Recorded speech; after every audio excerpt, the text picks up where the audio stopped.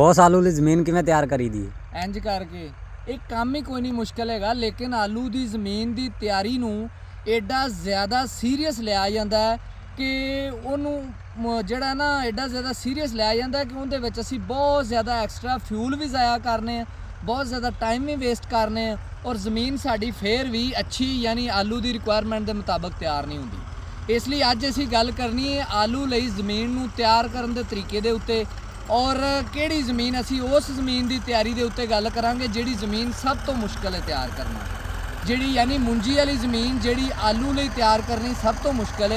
अज असी गल उहदे ते करांगे, बाकी सारियां ज़मीनां ही तैयार करनियां आसान हुंदियां, लेकिन मुंजी वाली ज़मीन आलू लई तैयार करनी सब तो मुश्किल हुंदी है। हुण आलू लई ज़मीन तैयार करन लई सानूं दो चीज़ां जिहड़ियां ना खास ने, दो चीज़ां खास ज़हन च रख लो। एक तां ज़मीन दे विच वत्तर किन्ना है ये देखना ज़रूरी है, और दूसरा ज़मीन दे विच असी रोड़ी किन्नी रखना चाहने हैं, यानी रोड़ी दी जिहड़ी विच मोटियां डलियां ने या वट्टे ने ये असी किन्ने रखना चाह रहे हैं, उनका साइज़ की रखना चाह रहे हैं और उनकी परसेंटेज या रेशो की रखना चाह रहे हैं। ये दो चीज़ां ही असी जिहड़ियां ना इन्हां नूं अच्छे तरीके नाल, और तीसरी चीज़ है साडी ज़मीन दी गहराई।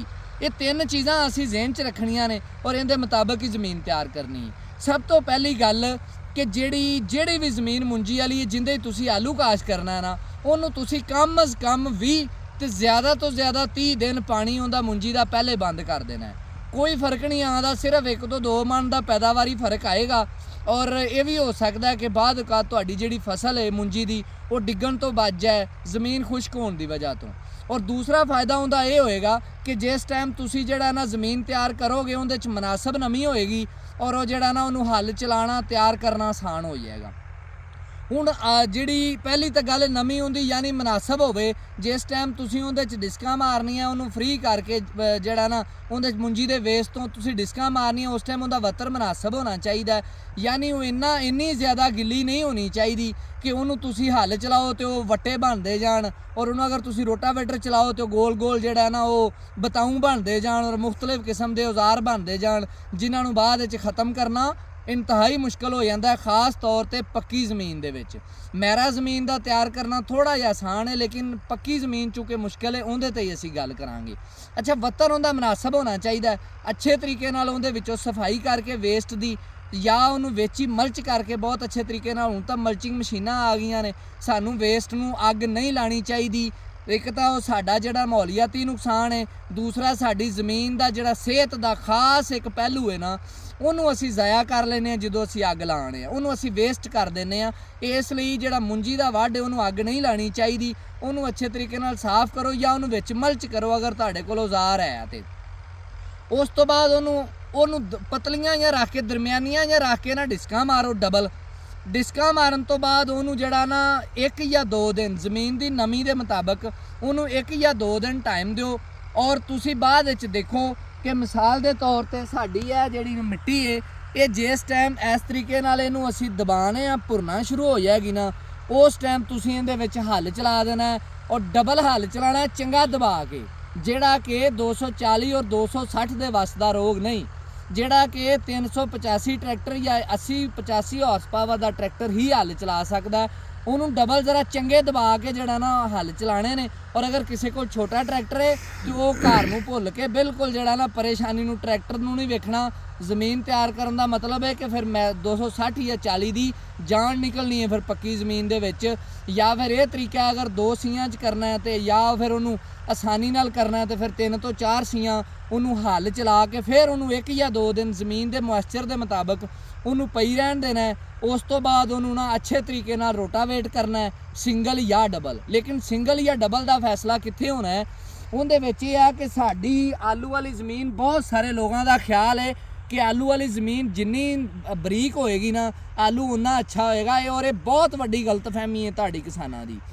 देखो आलू वाली ज़मीन दे विच जिहड़ी है डली है, यह डली तकरीबन तुसीं कह लो 1-1.5 इंच या ज़्यादा से ज़्यादा 1.5 इंच यानी लंबाई या 1 इंच लंबाई इस तरह दी डलियां या एडी गुलाई वाली डलियां इहदे विच रहनियां चाहिदियां ने।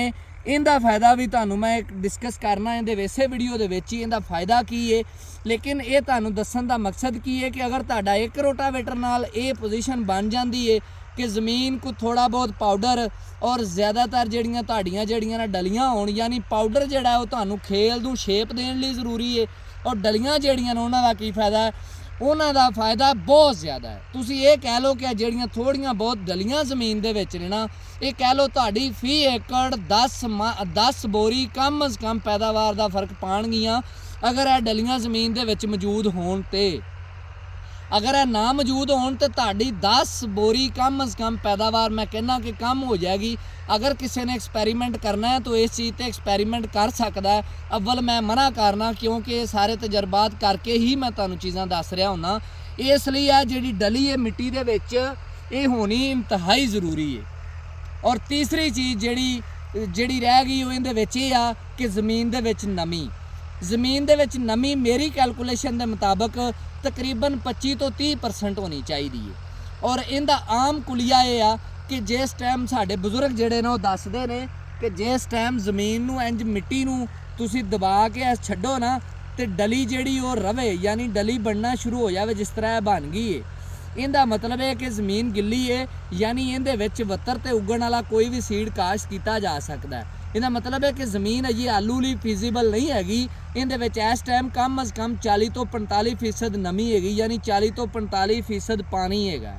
ਇਸ ਲਈ ਇਹ ਜ਼ਮੀਨ ਨੂੰ ਵੱਤਰ ਹੋਣਾ ਚਾਹੀਦਾ ਜਿਸ ਟਾਈਮ ਤੁਸੀਂ ਇਹਨੂੰ ਇੰਜ ਦਬਾ ਕੇ ਛੱਡੋ ਤੇ ਨਾਲ ਹੀ ਉਸ ਤਰ੍ਹਾਂ ਫਿਰ ਭੁਰ ਜਾਵੇ, ਠੀਕ ਹੈ। ਔਰ ਉਹ ਜਿਹੜੀ ਨਮੀ ਹੈ ਉਹ ਤੁਹਾਡੀ 25 ਤੋਂ 30% ਨਮੀ ਜਿਹੜੀ ਨਾ ਉਹ ਜ਼ਮੀਨ ਦੇ ਵਿੱਚ ਮਿੱਟੀ ਦੇ ਵਿੱਚ ਹੋਣੀ ਚਾਹੀਦੀ ਹੈ ਜਿਸ ਟਾਈਮ ਤੁਸੀਂ ਖੇਲੀ ਬਣਾਉਣੀ ਹੈ।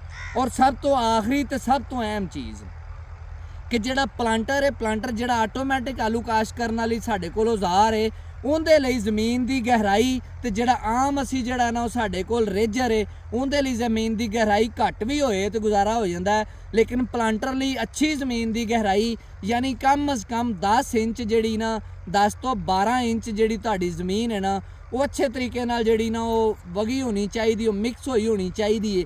ਔਰ ਤਾਂ ਕਿ ਤੁਹਾਡੀ ਜਿਹੜੀ ਨਾ ਖੇਲੀ ਬਣ ਸਕੇ। ਕਮ ਅਜ਼ ਕਮ ਦੀ ਮੈਂ ਗੱਲ ਕਰ ਰਿਹਾ 10 ਤੋਂ 12 ਇੰਚ ਯਾਨੀ 1 ਫੁੱਟ ਤੱਕ ਤੁਹਾਡੀ ਜ਼ਮੀਨ ਜਿਹੜੀ ਹੈ ਉਹਦੇ 'ਚ ਹਲ ਚੱਲਿਆ ਹੋਣਾ ਚਾਹੀਦਾ, ਉਹਦੇ 'ਚ ਰੋਟਾਵੇਟ ਹੋਇਆ ਹੋਣਾ ਚਾਹੀਦਾ।